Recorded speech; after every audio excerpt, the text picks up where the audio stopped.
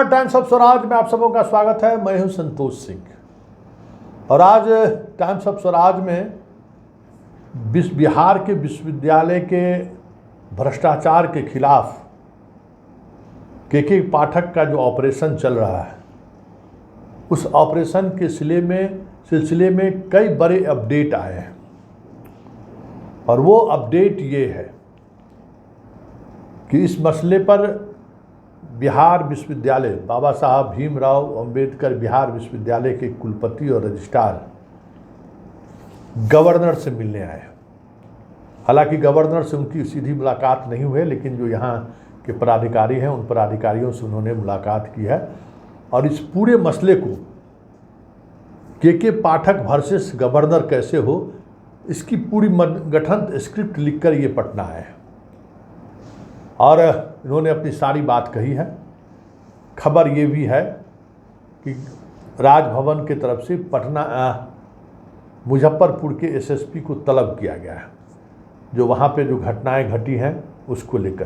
हालांकि ये जो प्रोसेस है, तलब करने का प्रोसेस, हमें लगता है कि एक बड़े विवाद की वजह बन जाएगी आने वाले समय में, क्योंकि सीधा एसएसपी और डीएम को राजभवन तलब नहीं कर सकता है। ये बात आप समझ लीजिए। तलब करने का जो शब्दावली है ना, वो तलब नहीं कर सकते हैं, वो डीजीपी से आग्रह कर सकते हैं, रिक्वेस्ट कि हमें इस मामले में उनके जानकारी लेने की जरूरत है। क्योंकि श्रीमान राज्यपाल महोदय कुछ महीने पहले तक बिहार भ्रमण पर निकलते थे और डीएम एसपी के साथ बैठकर डेवलपमेंट योजनाओं की समीक्षा करते थे।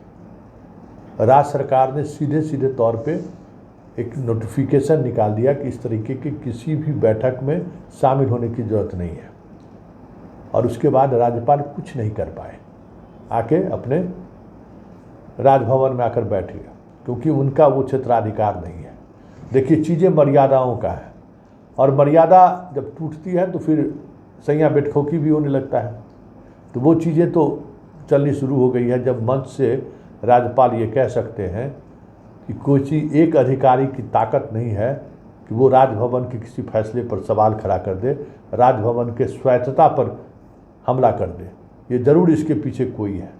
तो हमें लगता है कि राज्यपाल महोदय को शायद जानकारी नहीं है कि के पाठक एक ऐसा पदाधिकारी है बिहार में जो राजभवन, हाईकोर्ट, राष्ट्रपति, ये सब जितने जो प्रोटोकॉल वाले जो चीज़ें होती है ना, मतलब उसको क्या कहते हैं, संवैधानिक संस्थान, उन संस्थानों के मर्यादाओं को ये बेहतर तरीके से समझता है और उनके क्षेत्राधिकार क्या है ये भी समझता है।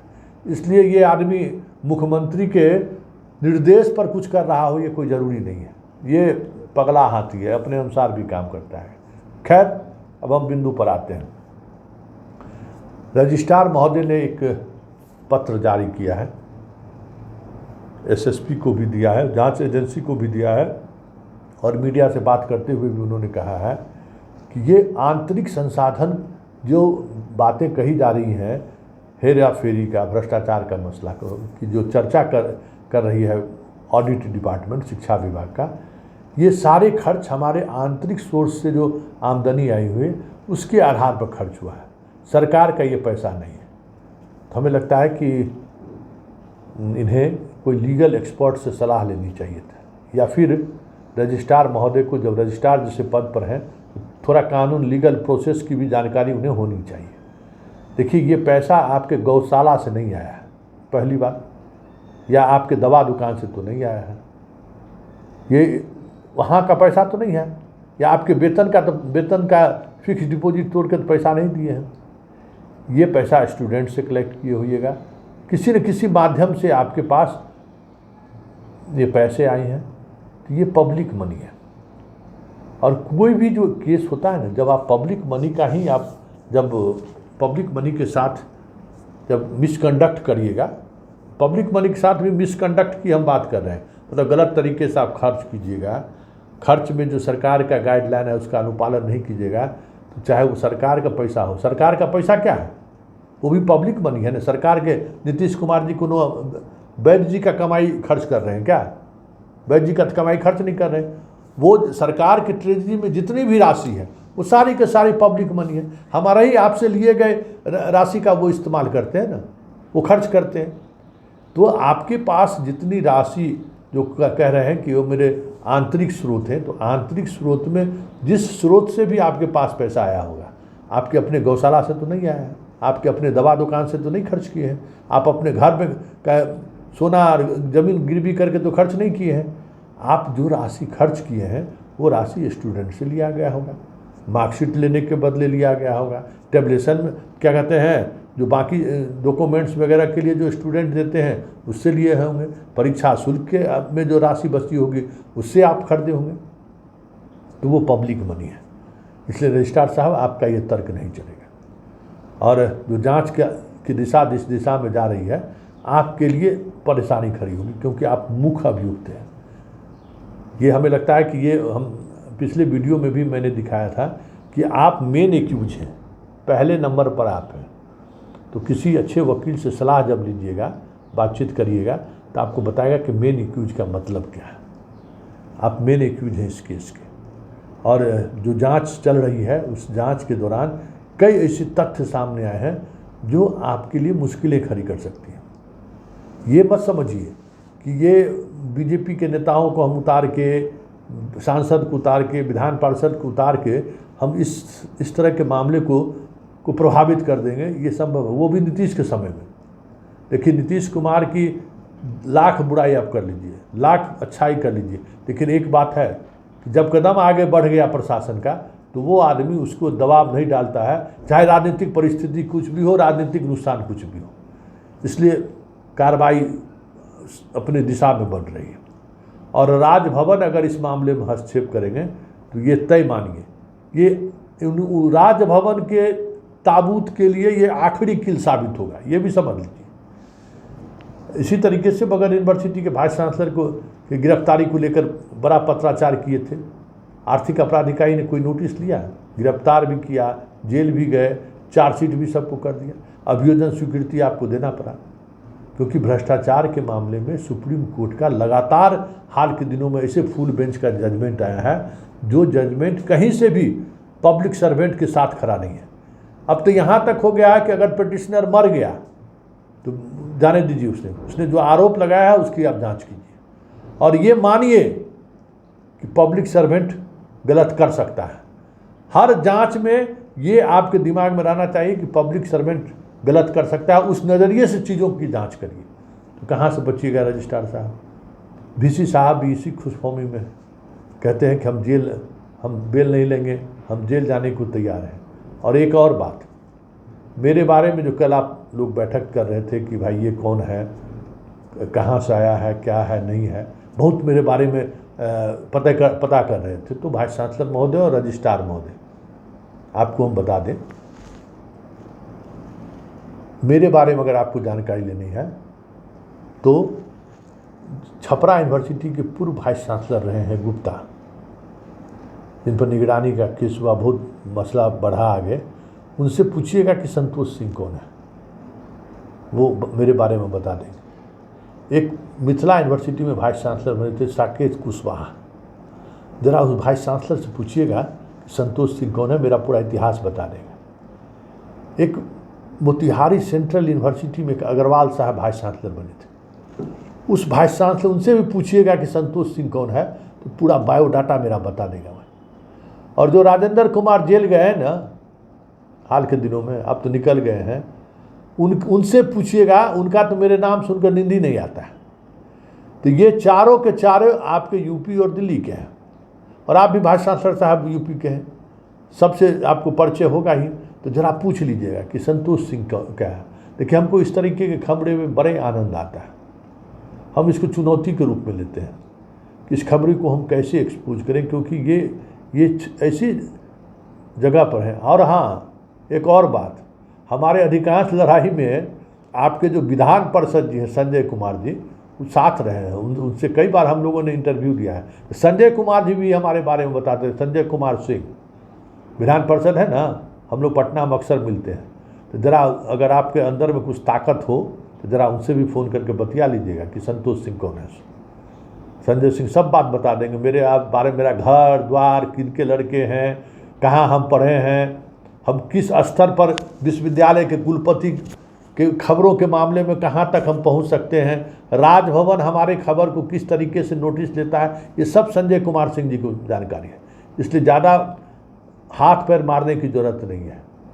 सब कुछ आपके आसपास में जो लोग हैं उनको मेरे बारे में जानकारी है। आपको जानकारी नहीं होगा, विश्वविद्यालय के आज के शिक्षकों को जानकारी नहीं होगा हमारे बारे में, ये हो सकता है, लेकिन आप उनसे बात करिएगा तो बताए। और बाकी जिन वाइस चांसलरों का नाम हम लिए ना, अगर आप उनको फ़ोन कर दिए तो हमें लगता है कि आप सबसे पहले रिजाइन दे के बिहार छोड़कर चले जाइए, क्योंकि हम जिस इशूज़ को उठाते हैं पूरी ईमानदारी और शिद्दत के साथ उसको अंजाम तक पहुंचाने की कोशिश करते हैं। हम इस तरीके के मसलों में हार जीत मेरा मसला नहीं रहता है हमारा, बस सिर्फ इशूज़ के साथ हम खबरों को आगे बढ़ाते हैं। और एक बात और कि ये जो कहते हैं ना यूट्यूब पर काहे पत्रकार है, तो यूट्यूबर पर हम शौक से नहीं कर रहे हैं।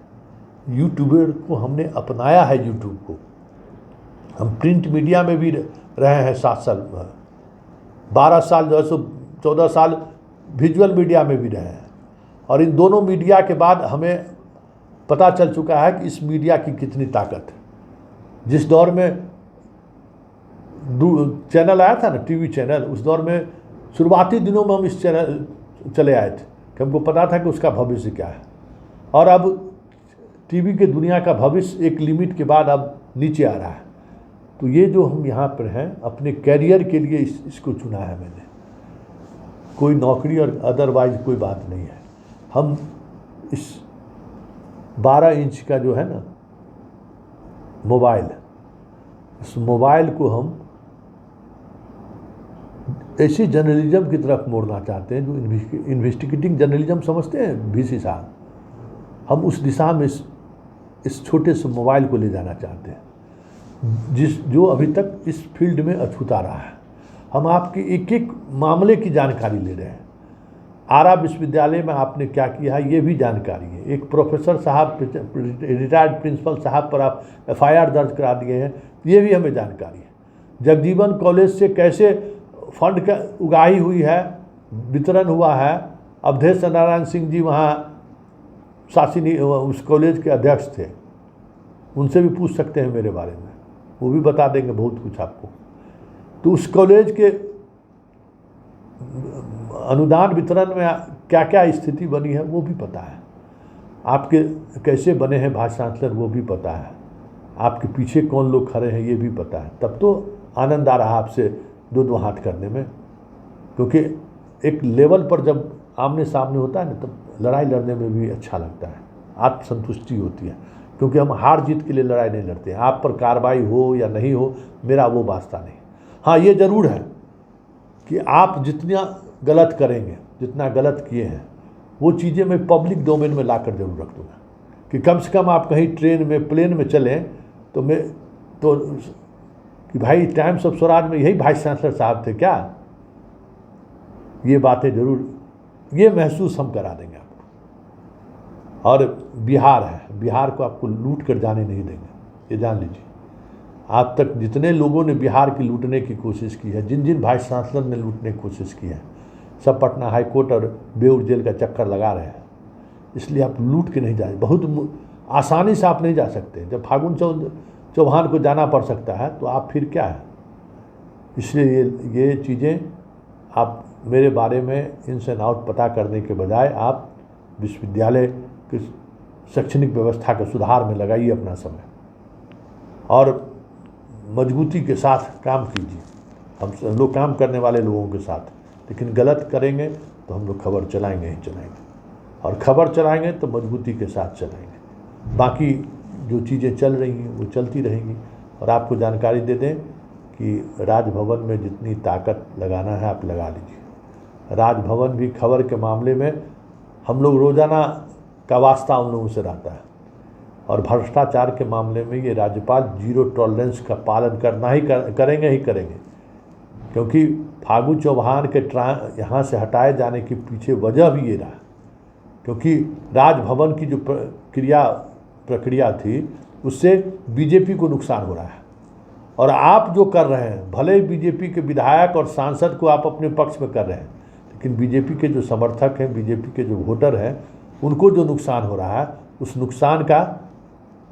नुकसान बीजेपी को उठाना पड़ेगा। ये बातें जिस दिन राज्य लेवल के बीजेपी के लोगों को समझ में आनी शुरू हो जाएगी, विदाई की प्रक्रिया आपकी शुरू हो जाएगी। वैसे चलिए, पाठक के सहारे ही सही, आप अपनी लड़ाई जारी रखिए। और एक और मुकदमा की तैयारी चल रही है, मुकदमा आपका होगा। उस तो एक किसको बहाल किए, प्रसाद महोदय को, हाईकोर्ट के कहने पर, वो सारी चीज़ें आएंगी। किस तरीके से हाईकोर्ट में विश्वविद्यालय के पैनल को के वकील को रखने की जगह पर आपने पीके शाही को हायर किया है, जो आपके क्षेत्राधिकार से में नहीं है।